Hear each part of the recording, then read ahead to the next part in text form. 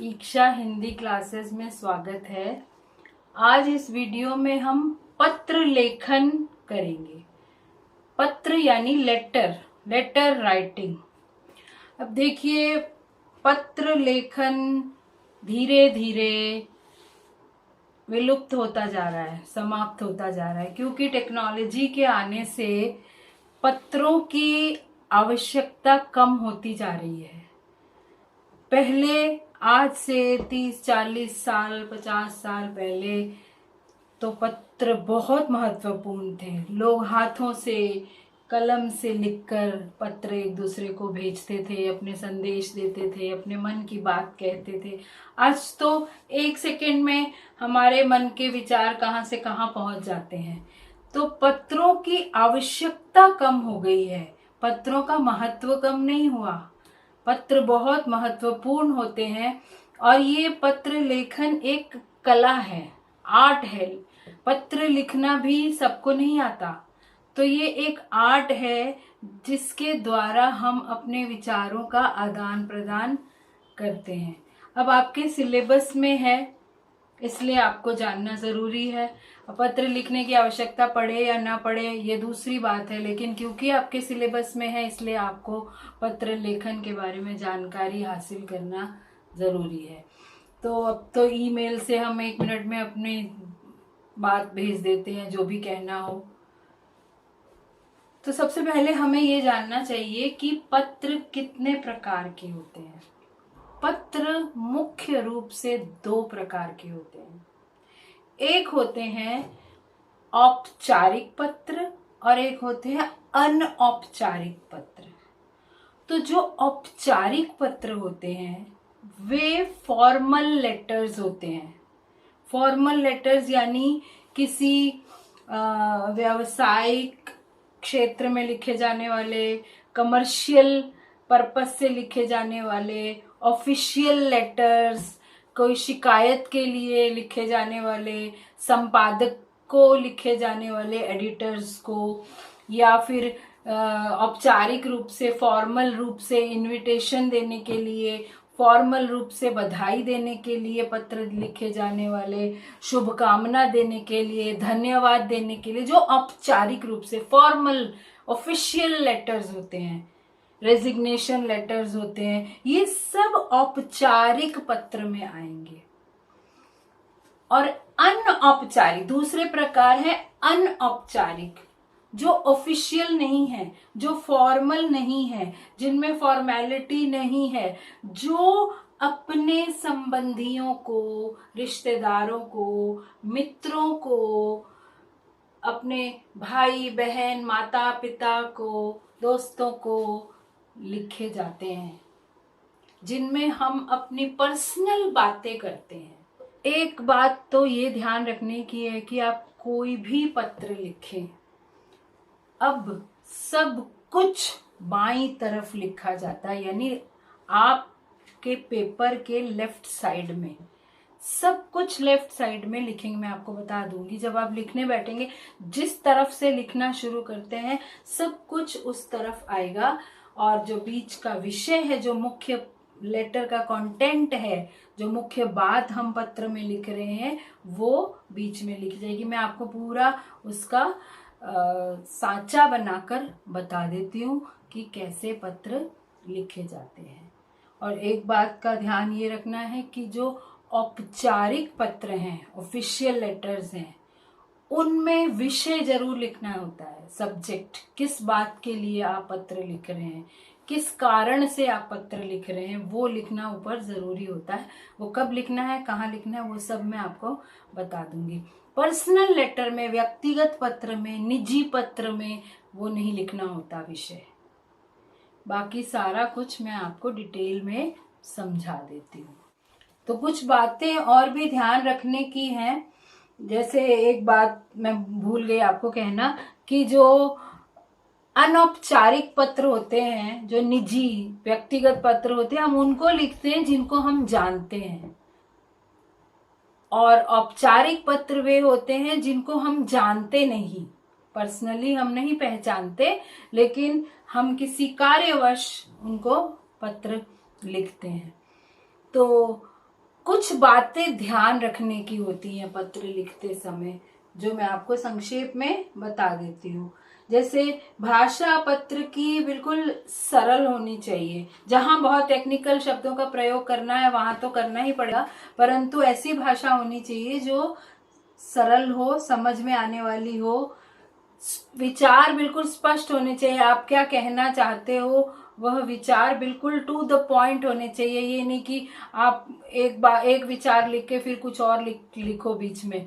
विचार बिल्कुल स्पष्ट होने चाहिए, क्रम होना चाहिए विचारों का, एक सीक्वेंस होना चाहिए।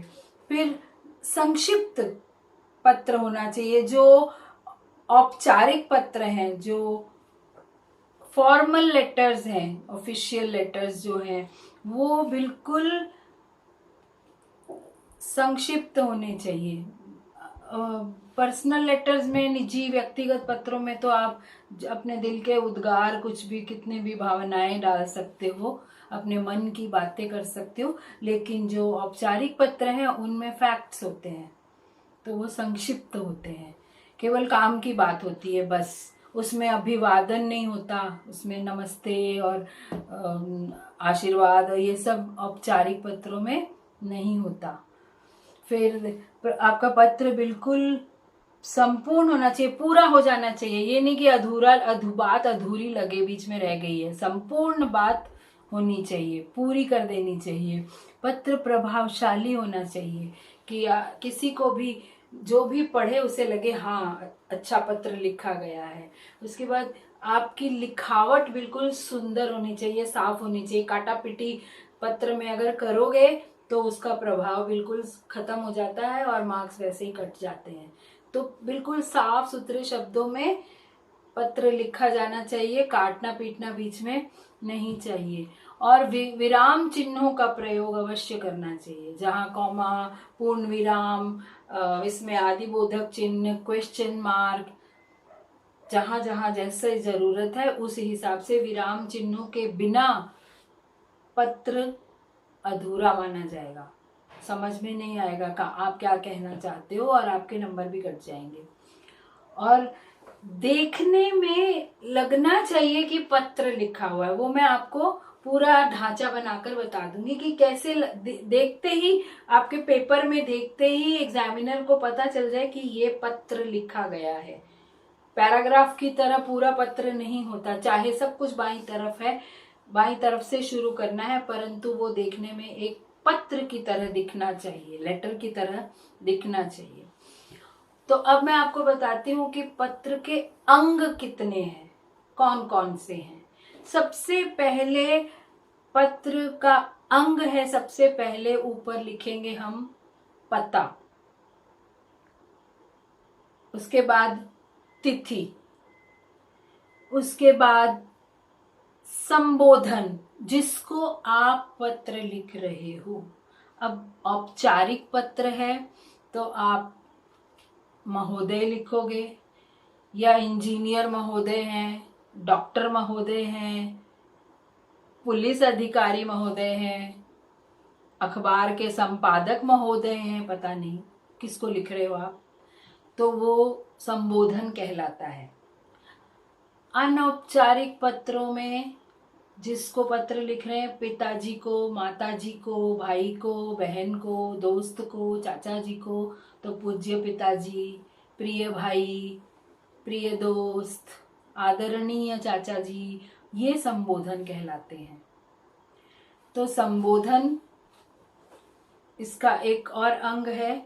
उसके बाद उसको अभिवादन करना, संबोधन के बाद अभिवादन करना यानी ग्रीट करना।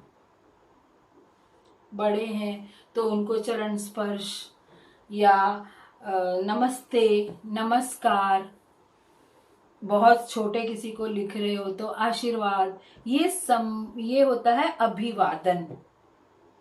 ये अभिवादन औपचारिक पत्रों में नहीं होता, मैं पहले भी बता चुकी हूँ।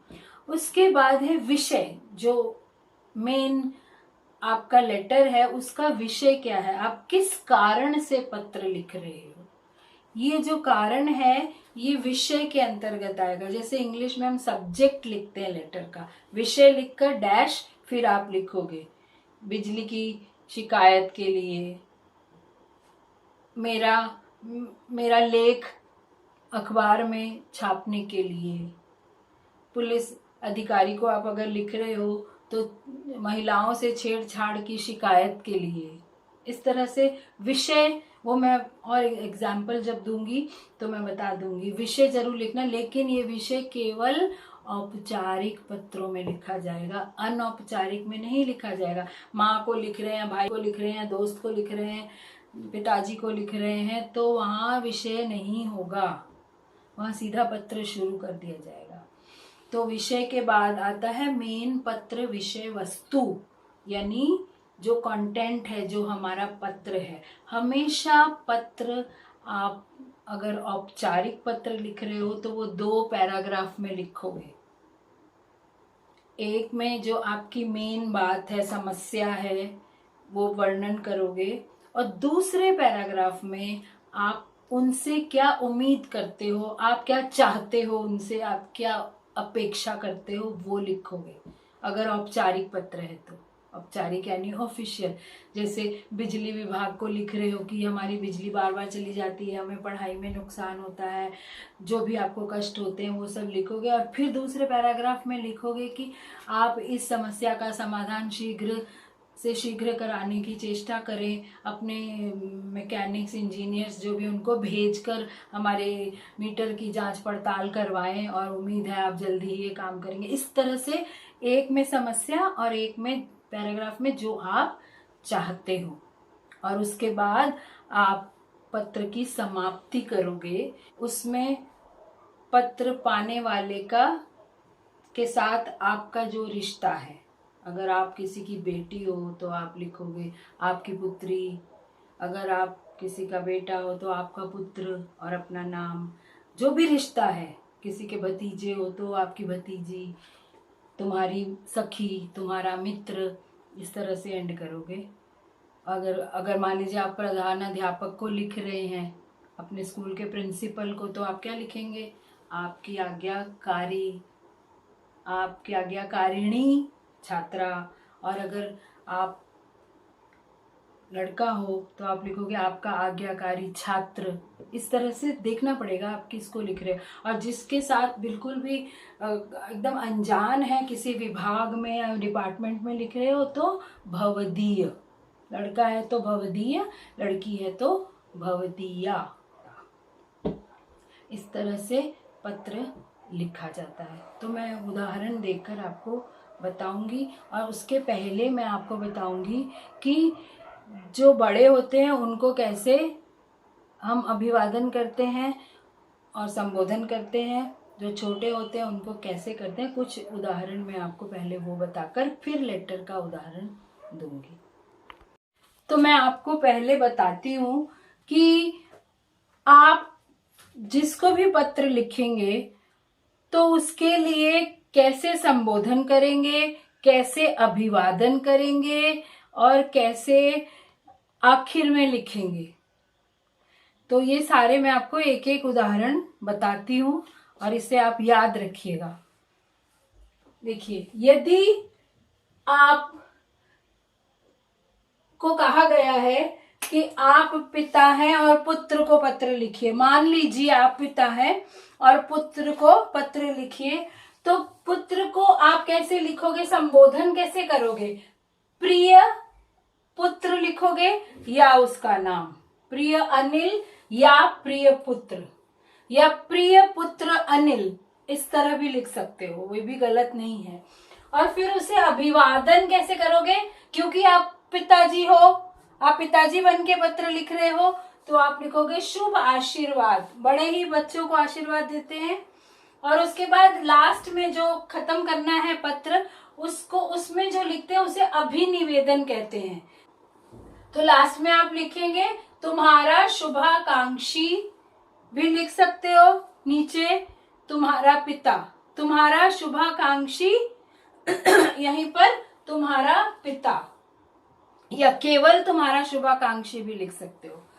फिर यदि पुत्र पिता को लिख रहे हैं, क्योंकि देखिए एग्जाम में आपको या तो कहा जाएगा कि आप अपने मित्र को, पिताजी को, माताजी को, या जिसको भी आप पत्र लिखिए, या प्रश्न में लिखा होगा कि आप सो एंड सो हैं, आप ये मान लीजिए आप ये हैं और आप इसको पत्र लिख रहे हैं, यानी मान लीजिए आप माँ हैं और आप अपनी बेटी को इस विषय में समझाते हुए पत्र लिखिए। तो आपको कल्पना करना होगा कि आप माँ हैं और आप माँ बनकर बेटी को पत्र लिख रहे हैं। तो ये सब जानकारी होनी चाहिए कि क्या बनकर पत्र आपको लिखना है। वास्तविक जिंदगी में तो आप माँ बन के नहीं लिखोगे अभी इस उम्र में, लेकिन कल्पना कर सकते हैं। अधिकतर तो यही आता है, जैसे आपको कहा जाएगा कि आप एक पत्र लिखिए मित्र को या जिसको भी, लेकिन ये मैं आपको समझा देती हूँ कि कौन सा रिश्ता होगा तो कैसे लिखना है।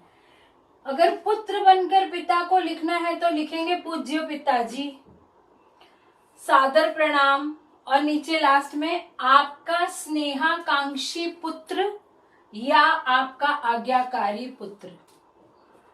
फिर माता अगर पुत्र को लिख रही है तो वो भी वैसे ही लिखेंगे, प्रिय पुत्र या उसका नाम, या प्रिय पुत्र और उसका नाम। शुभाशीष, तुम्हारी शुभाकांक्षिणी, ये ध्यान रखना पड़ेगा। अगर औरत या स्त्री या लड़की लिख रही है तो वो शुभाकांक्षिणी होगी, और यदि लड़का है तो शुभाकांक्षी। आज्ञाकारी, आज्ञाकारिणी, र में छोटी की मात्रा, ण में बड़ी की मात्रा, तो ये गलतियां नहीं। शुभाकांक्षिणी में क्ष में छोटी की मात्रा, ण में बड़ी की मात्रा। फिर यदि पुत्र माता को लिख रहा है तो पूज्य माताजी या पूजनीय माताजी। अगर आप पूजनीय लिख रहे हैं तो आधा ज नहीं लिखेंगे, पूजनीय, पूजनीय। अगर पूज्य लिख रहे हैं तो पू और आधा ज य, दोनों सही हैं। तो यहाँ पूजनीय लिखा हुआ है, पूजनीय माताजी, सादर प्रणाम या चरण स्पर्श। आप अगर पिताजी को, माताजी को, बड़े किसी को लिख रहे हैं तो आप चरण स्पर्श भी लिख सकते हैं, सादर प्रणाम भी लिख सकते हैं। चरण स्पर्श या सादर प्रणाम। आपका स्नेहाकांक्षी या आपका आज्ञाकारी या आपकी स्नेहाकांक्षिणी या आपकी आज्ञाकारिणी। फिर यदि मित्र को लिख रहा है तो प्रिय लिखकर उसका नाम लिखो, या प्रिय मित्र लिखो, या प्रिय मित्र और उसका नाम, तीनों चीजें भी लिख सकते हैं। केवल प्रिय भी लिख सकते हैं, लेकिन मित्र के लिए प्रिय ही लिखा जाएगा। प्रिय मित्र, नमस्ते या प्रसन्न रहो, और फिर आखिर में तुम्हारा मित्र, जो एंड करोगे उसमें तुम्हारा मित्र और अपना नाम ना भी लिखो तो भी चलेगा। अगर आपने लिखना है तो नाम भी लिख सकते हो। गुरु यदि शिष्य को लिख रहे हैं, मान लीजिए आपको कहा जाए आप गुरु हो और आप अपने शिष्य को पत्र लिखिए, तो गुरु अपने शिष्य को कैसे लिखेंगे? अपने शिष्य को प्रिय लिखकर उसका नाम लिखेंगे, या प्रिय शिष्य, या केवल प्रिय, या प्रिय के साथ उसका नाम, और फिर शुभ आशीर्वाद, और अंत में गुरुजी लिखेंगे तुम्हारा शुभ चिंतक। गुरुजी हमेशा अपने शिष्यों की चिंता करते हैं, इसलिए लिखेंगे तुम्हारा शुभ चिंतक। फिर अग्रज अनुज, अग्रज यानी बड़ा भाई छोटे भाई को लिख रहा है तो प्रिय, और फिर उसका नाम भी लिख सकते हैं, केवल प्रिय भी लिख सकते हैं। शुभ आशीर्वाद, और अंत में शुभाकांक्षी। अगर बहन अपनी बहन को लिख रही है तो वही वैसे ही लिखा जाएगा, शुभ आशीर्वाद तुम्हारी शुभाकांक्षिणी। अगर छोटा भाई बड़े भाई को लिख रहा है, अनुज अग्रज को लिख रहा है तो पूज्य भैया या पूज्य दीदी। अगर छोटी बहन बड़ी बहन को लिख रही है तो पूज्य दीदी, और प्रणाम तुम्हारी स्नेहाकांक्षिणी बहन है। अगर भाई है तो तुम्हारा शुभाकांक्षी। फिर पति पत्नी, अगर पति पत्नी को लिख रहा है तो प्रिय, नमस्ते, स्नेहाकांक्षी। पत्नी लिख रही है तो प्रिय, नमस्ते, स्नेहाकांक्षिणी। और अगर किसी संबंधी को लिखने के लिए कहा गया है, चाचा जी को, मामा जी को, मौसी जी को, नाना जी को, दादाजी को, तो वो जो रिश्ता है पूज्य दादाजी, पूज्य चाचा जी, या आदरणीय, बहुत बूढ़े हैं, बहुत बुजुर्ग हैं तो उन्हें पूज्य, और यदि बहुत ज़्यादा बड़े नहीं हैं तो आदरणीय, आदरणीय चाचा जी, आदरणीय मौसा जी, जो भी। और उसके बाद उनको सादर प्रणाम लिख के आखिर में, अंत में जो लिखना है, आपका भतीजा, आपका भांजा, आपका पोता, आपका शुभाकांक्षी, आपका पोता, अपना नाम। तो इस तरह से ये जो पर्सनल लेटर है, जो जो निजी पत्र हैं, जो व्यक्तिगत पत्र हैं, उनमें इस तरह संबोधन किया जाता है, अभिवादन किया जाता है, अभिनिवेदन किया जाता है। अब मैं आपको औपचारिक पत्रों का अभिवादन बताती हूँ। यदि औपचारिक पत्र लिख रहे हैं आप, या आप किसी डिपार्टमेंट में, किसी विभाग में, बिजली के दफ्तर में, पुलिस अधिकारी को, संपादक महोदय को, पुस्तक विक्रेता को, टेलीफोन डिपार्टमेंट में, इंटरनेट के डिपार्टमेंट में, तो सब में आप महोदय लिखेंगे। जो भी उनकी डेजिग्नेशन है, जो भी पोस्ट है, उसको लिखकर महोदय लिखना पड़ेगा। ये या केवल महोदय भी लिख सकते हैं, वो मैं एग्जाम्पल में बताऊंगी। और अगर वो स्त्री है, आपको पता है, तो महोदय के स्थान पर महोदया लिख सकते हैं।